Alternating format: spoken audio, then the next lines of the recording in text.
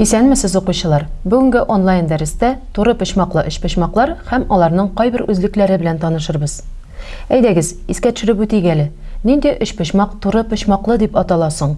Әйе, бик дөрес. Бер пычмагы 90 градуска тигез булган эшпочмак туры пычмаклы дип атала. Мәсәлән, бирелгән эшпочмакның А пычмагы 90 градуска тигез. Демәк, ул эшпочмак туры пычмаклы. Туры пычмак каршында ятучы як гипотенуза дип, туры пычмак янәшәсендә ятучы яклар катетлар дип атала. Ягъни BC гипотенуза,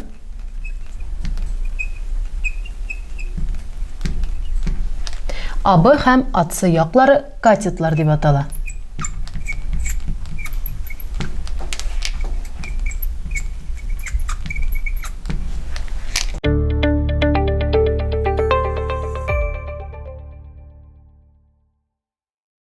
Туры пычмаклы эшпочмаклар белән бәйле берничә мөһим үзлек бар.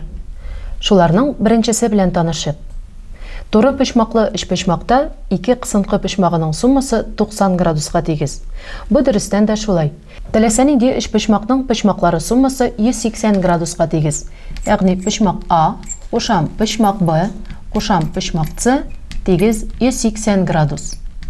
Эшпочмак туры пычмаклы, димәк аның бер пычмагы 90 градуска тигез. Бу очракта А пычмагы 90 градуска тигез. Ягъни 90 градус кушам пычмак Б кушам пычмак С тигез 180 градус. Б һәм С пычмакларының суммасы 180-нән 90-ны алсак 90 градуска тигез килеп чыга. Ягъни ике кысынкы пычмагының суммасы 90 градуска тигез.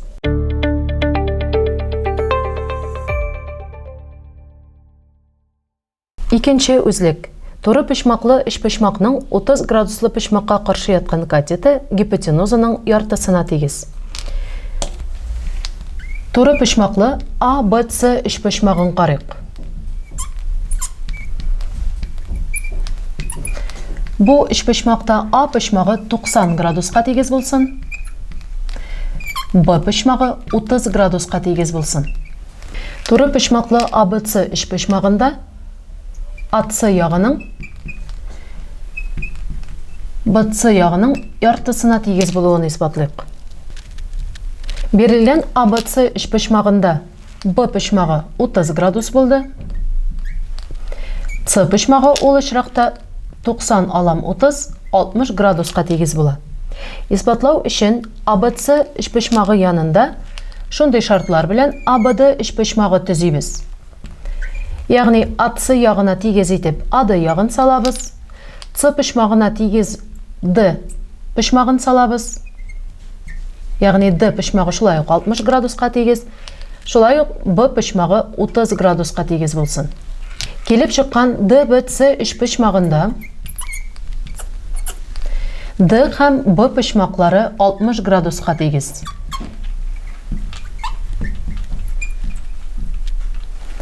Тигез янлы эшпочмак үзлеге буенча, нигез янындагы пычмаклар тигез булса, демәк эшпочмак тигез янлы. Ягъни DBC эшпочмагы тигез янлы килеп чыга. BC һәм CD яклары тигез. AC ягы CD ягының яртысына тигез булганлыктан, шулай ук BC һәм CD тигезлегеннән нәтиҗә ясарга мөмкин. Демәк AC ягы BC ягының да яртысына тигез килеп чыга. Шушыны исбатларга кирәк иде дә. Теорема исбатланды.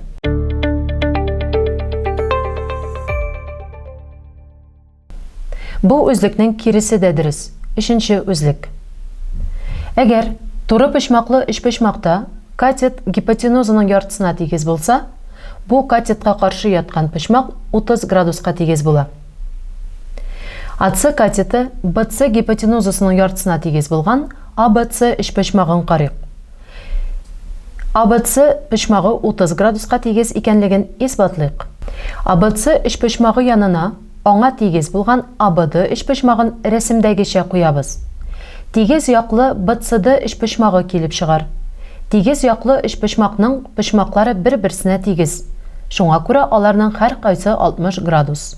DBC пычмагы 60 градуска тигез. Ләкин DBC пычмагы ABC пычмагыннан 2 тапкырга зур. Шулай булгач, АБЦ почмагы 30 градуска тигез була. Шуны исбатларга кирәк иде дә. Туры почмаклы өчпочмаклар һәм аларның үзлекләре темасы буенча теория өлеше тамам. Практик өлештә очрашканчыга кадәр.